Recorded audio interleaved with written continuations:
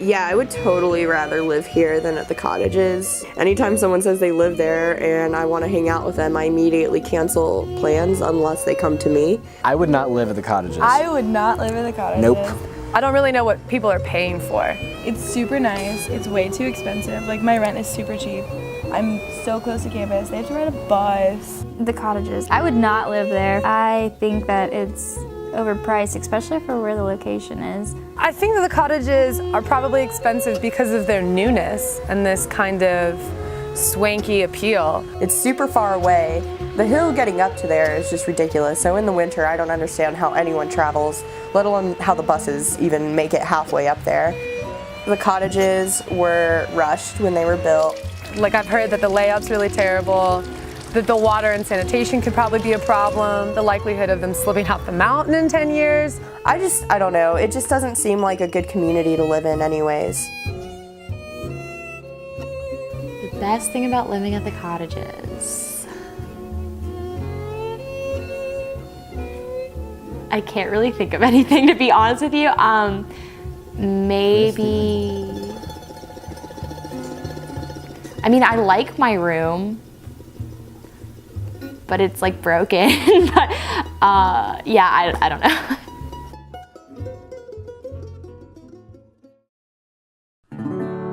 So I'm pretty sure the cottages were built in 2012. And from what I hear from other people, it was really terrible. They had to be put up in hotels because they weren't finished on time, and there was just a lot of problems with them. And taking into the consideration that it's only been 2 years since they've been built, it is terrible. Everything is breaking. They're practically sliding off the mountain. Like, our doors are warped, our pipes are broken. Our dryer doesn't stop, our dishwasher does not work. Our heating and cooling's like not connected correctly. The lights were out. There was throw up in my room when I moved in. I mean, the clubhouse is really nice, but I feel like that's all where the money went, not the houses at all. It's just been a rough ride. I feel like the cottages mostly attract students, obviously, because it is a college community, but we do have a really creepy old guy that lives here who's like 50 years old, and he lives right next to me. So that's a little weird. There are definitely a lot of frat guys who live here, and pretty much all they do is drink, hang out at the hot tub, and cook badly, and attract a lot of sorority girls who try to come up here and party with them. I feel like a lot of people definitely live at the cottages because they thought it would be convenient, because they do have the buses that come every 15 minutes. They're like, oh, you know, I don't need to get a parking pass, I don't need to drive, I can just take the bus. And they were sadly mistaken. And I was one of those people, because the buses are really unreliable. But there are some people that do drive to campus, and my favorite thing is when like the buses leave and then people who are in their car by themselves drive by and don't offer to like bring you to campus, or even like, hey, do you want to ride? Yeah, that's great. If I had to say one of the benefits, it would definitely be able to have us being able to have animals here. There's a lot of puppies that people walk them around, and we can have cats. Interactions that go on here, when they do happen, they're normally pretty positive. Like when people do kind of break out of their shell and say hey to somebody, it's normally like, oh, hey, you're actually talking to me, like let's have a conversation. Originally, I definitely thought that having the clubhouse and the hot tub and the pool and everything, like a lot of people would come out and hang out and make friends and stuff like that, but that's not exactly what happened. Everyone kind of has their own lives and their own friends, so it's just kind of there for show. I feel like everybody at the cottages is definitely like their own little entity. They pretty much stay in their house. There's not a lot of community at all. No one really like talks to each other.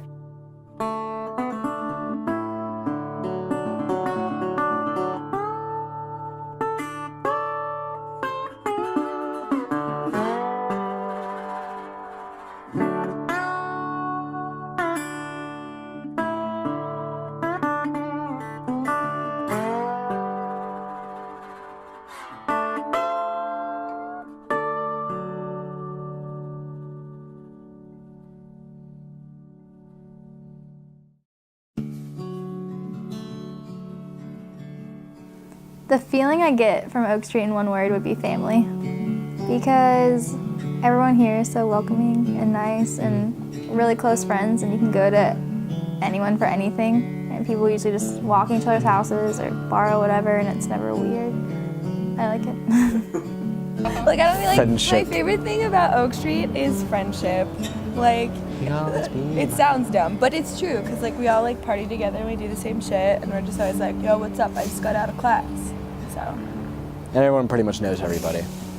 Except them. Except them. Don't really The know recluses. them. Actually, but- kind of do know them. They're scary.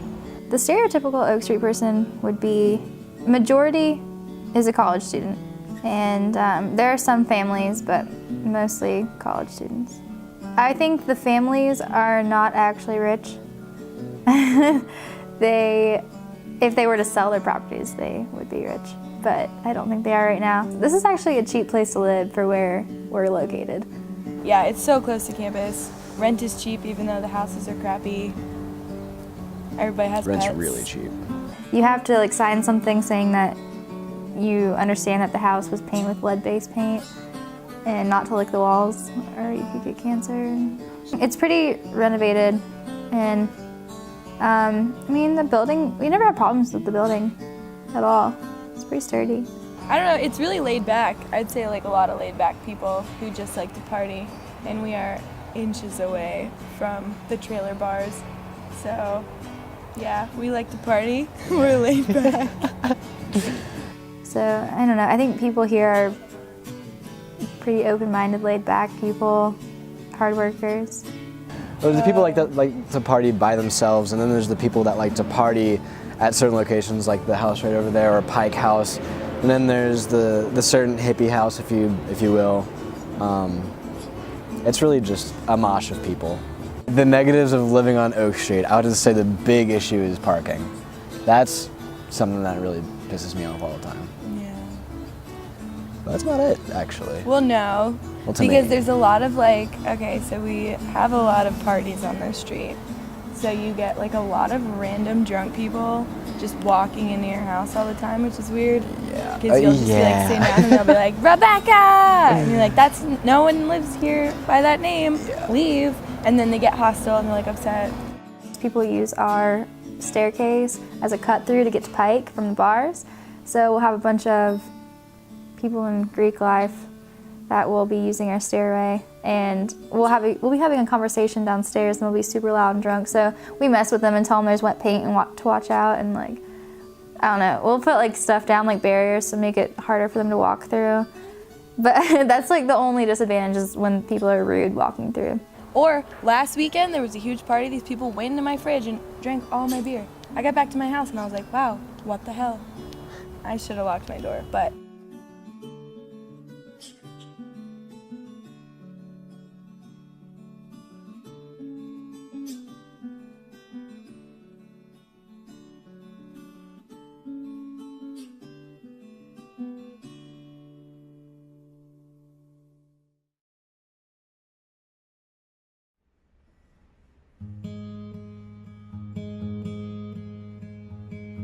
Oh my goodness, Hippie Hill. I went there one time and I had the best experience ever. Like, everyone was so open. They all talked to me, offered me beer, like did everything they could to like make me feel like I was at home there. And it just seems like a really awesome community. And yeah, I would absolutely love to live there. Yeah, I like Hippie Hill.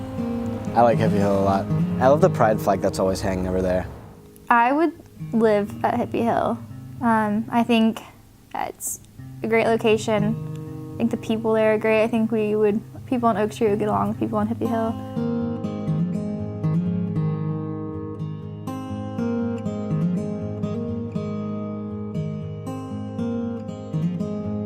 I think that Hippie Hill has this name to live up to. A lot of it is just, like, oh, well, you don't look like a hippie. I've lived on Hippie Hill for about 1.5 years now, I think. The community is really close. I know all of my neighbors by name, and I'm very comfortable with all of them. We hang out all the time. I actually like living here in the 1.5 years that I have. I've become really close with a lot of them, and some of them became some of my best friends. So it's just very homey, very comfortable, very inviting. I like that I can come outside and I can have great conversation. Because a lot of us up here live alone. There's not a lot of 2-bedroom apartments. So what might seem like a lonely situation turns into this great, small community where everyone gets to hang out on the lawn, and it's like we've got this big, kind of yard space. That's so great. So Hippie Hill is pretty much made up of students. I would love to say that Hippie Hill is really diverse. But the reality is that it's not. It definitely attracts a certain kind of person, much more laid back, socially aware, inclined to be more green and environmentally conscious and that kind of thing. So I'm grateful that I'm surrounded by incredible people who have share the same values as me, but also I know that the reality is that we're all very, very similar. I don't even know what a hippie, what constitutes as a hippie, but I think everyone here is really open-minded and has a very good sense of community. It's an open door policy here, essentially. If you need one of your neighbors, if you want to talk to one of your neighbors, there's no hesitation in walking over there and just knocking on the door and coming in. Yeah, the apartments are old. There's some quirky things, my shower is pretty small and a little rickety, but it's my shower and I've grown to love it. And there's rust in my sink in the bathroom that I can never get out, but that's my rust in the sink that I can't get out. And sometimes, the walls creak and you could hear your neighbors through the walls and you can, everything. But at the same time, when I first moved here, I thought it was kind of this might not be so great. It seems too old, but I've grown to love it, and I honestly would rather have it quirky and old than cookie cutter and nice with perfect porcelain tops. Yeah. Some nights during the week, people will spin fire and hula hoop and do all kinds of friendly PG-rated shenanigans. Sometimes not so PG-rated shenanigans. I have sat out on the hill, on top of the hill, and had strangers come up to me and ask me if I knew where drugs are, just because I live on Hippie Hill. And that really pisses me off, because you don't know me, you don't know anything about me, I don't know you, and you have the audacity to ask me if I know where drugs are, or if I can spare some for you because I live on Hippie Hill, and you think that just because I live on Hippie Hill, I have access to every drug imaginable. That's really disrespectful to me, and that's disrespectful to the community up here. I think the most important thing for a community to have is social awareness, advocacy, and responsibility. I think that more and more we're disassociating ourselves with our neighbors. And so I think if we took the time to create better relationships with our neighbors, that we'd have a more successful community, and it'd be more inviting and diverse.